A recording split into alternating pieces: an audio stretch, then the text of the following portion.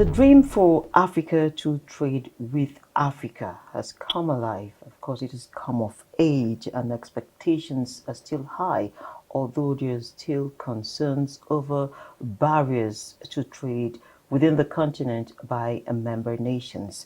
Professor Mohammed Tawfiq is the Director General of the National Institute of Advanced Legal Studies, and together we shall be exploring the profitability of the AfCFTA for economic growth. Thank you, Professor Ladan, for joining me in this conversation. Thank you very much, Leah, for having me. I'm grateful. Okay. Perhaps I would start by asking you, or rather tapping into your background of economic integration law, policy, and practice. It may seem that you came a bit late to the dining table when we're talking the AfCFTA. So where is our position as a country? Are we on the table or we're still standing in the doorway? Thank you very much for this valid question. I think this has always been a frequently asked questions by Nigerians and also by a number of actually Africans. And I think the starting point to locate where Nigeria is to understand actually the fact that the African Continental Free Trade Area Agreement, short term actually after itself, started in Abuja in 1991 under the Abuja Treaty on the establishment of the African Economic Community as the ultimate goal, of Africa. So because the Treaty of 1991 called the Abuja Treaty itself has 6 phases, which must be achieved according to the founders and dreamers of the Africa for this African Economic Community as the ultimate goal, they actually make sure that the 6 phases, are achievable in a lifespan of about 48 to 50 years. So Nigeria is still at the forefront. Nigeria is in it because Nigeria has signed the African, the AfTA agreement itself, which is essentially on trade in goods, trade in services. It has a mechanism for dispute actually settlement mechanism. And then the scope of the AfTA agreement itself, is beyond even free trade area today. As at February 20th, 2023 today, the AU summit in Addis Ababa, adopted 3 additional protocols as under phase 2 to make it 6 protocols.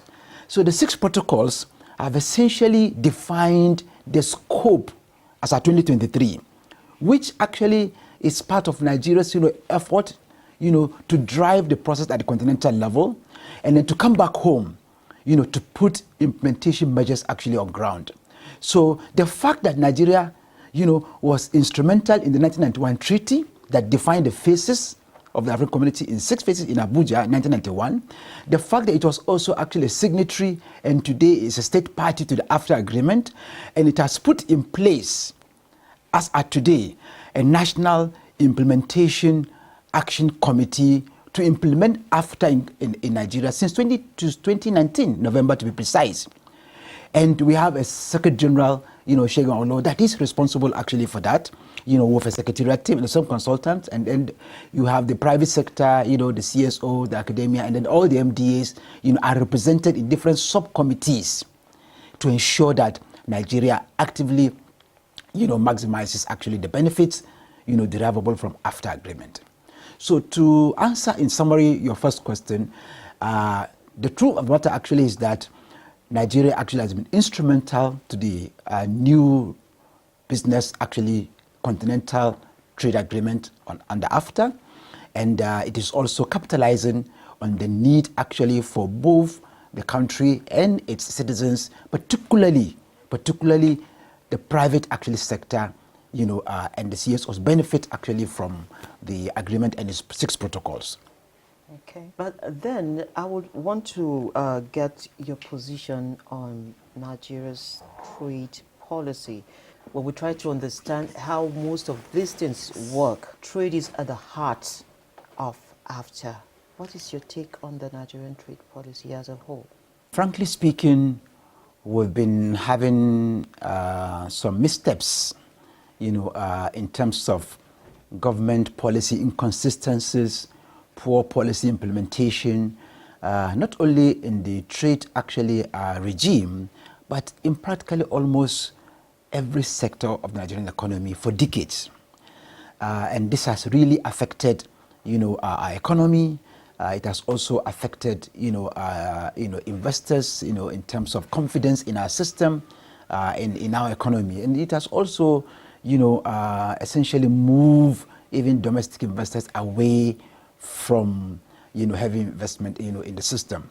So it is gratifying actually to note that at least as at today, we have a new national trade policy, which actually was reviewed last year, and then it was adopted and approved by Federal Executive Council in Abuja, in April this year. So we have a new trade policy that clearly sets out our vision and mission, that also, respect our multilateral trade, agreement, obligations under World Trade Organization (WTO), under the African Continental Free Trade Area Agreement, AfTA, and then even under the ECOWAS, ETLS, which is the trade, agreement component under the ECOWAS regime. Because Nigeria actually is hosting all the three critical organs of ECOWAS in Abuja. So we have no other choice but to make sure that our trade policy, reflects the vision and mission that will enable us to be the key role player in our regional, trade, regime, in our continental trade regime, and also, in our our global trade regime. Three striking features of the policy is that it sets out some guiding principles. It also puts Nigeria to trigger the policy, to discharge its treaty obligations under these three levels, in addition to the bilateral treaty agreements between, other nations. And I think it also accommodated a new trend, which is part of the trade dynamics, and that is e-commerce. The fact that it has delineated roles and responsibilities for various actors in the public and private sectors, to have a role to play, shows that we are making progress in our policy content that carries all relevant stakeholders along. For me, it is very, very important that the policy, should now have, what is missing, and that is implementation plan of action, which must clearly be activity-based. It must have timelines. It must also have some verifiable indicators against each activity. Okay, and then we must also have delineated roles and responsibilities. Who is doing what? At what point in time? What are the indicators we've set out for that particular MDA or private sector or CSO or any other entity, including even the media?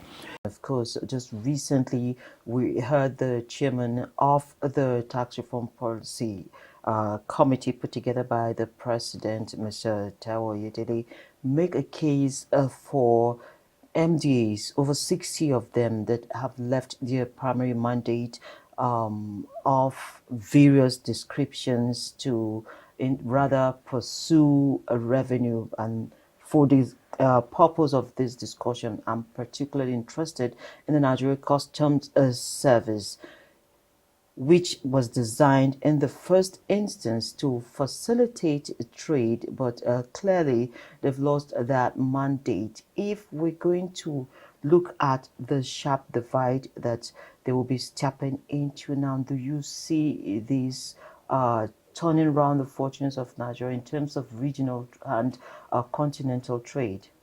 I think with regards to custom, we need to put things in a context. All over the world, and even by the World Customs Union code and other instruments relevant for their operation, it is very, very clear that customs service anywhere in the world is primarily not supposed to be a revenue generation entity. It is not. custom is supposed to facilitate trade.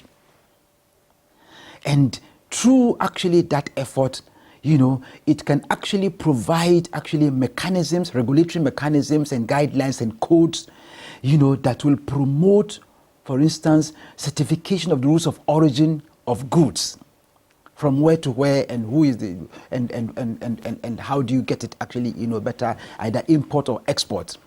It is also the responsibility actually of a customs service anywhere in the world, to ensure that they have a sense of legal certainty, in their own regulatory instruments, not the scattered pieces of instruments, and regulations that we had before April 2023 this year, when the customs service actually legal instruments was reformed.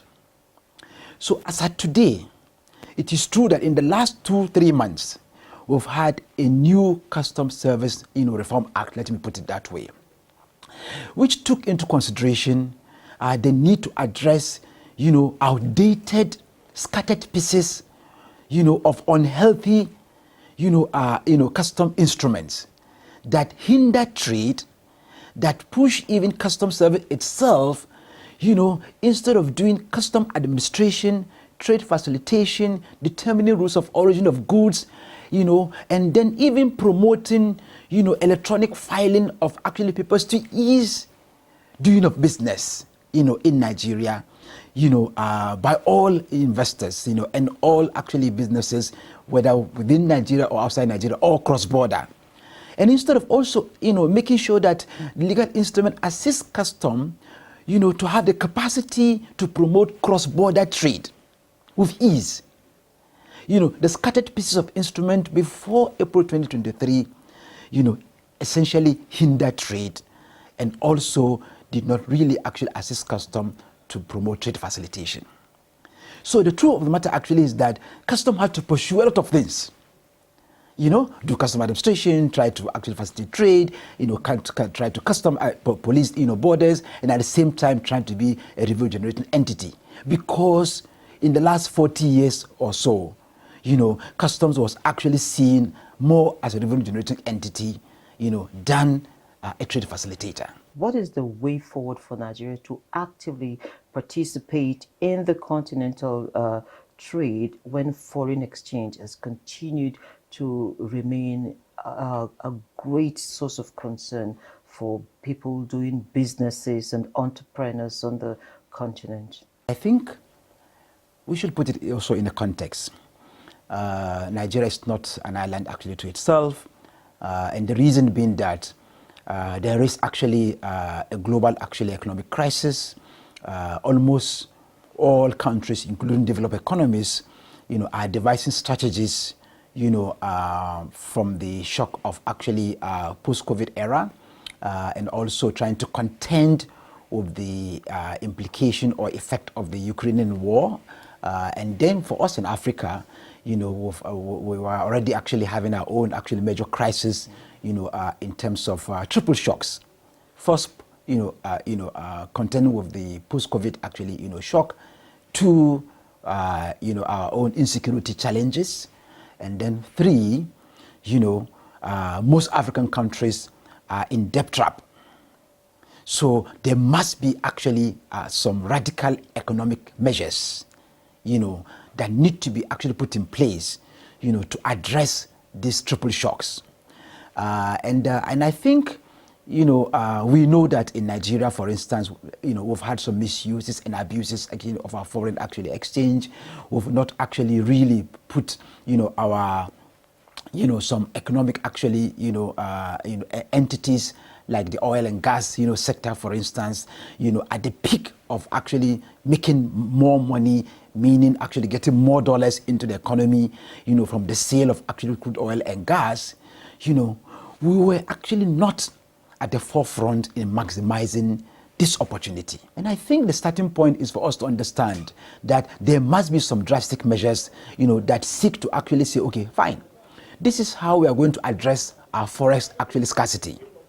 And this is actually the level of commitment that all stakeholders need to commit to. What is actually more important is for us to understand why, it is important not to support the rent-seeking actually entity or groups. You know, you can't actually be having an economy where the exchange rate, you know, and the differentials between the official market and the black market rate, you know, is almost, you know, 300 to 400%. I must sincerely thank you, Professor Ladan, for making our time to join this conversation. Thank you very much. I'm grateful for having me.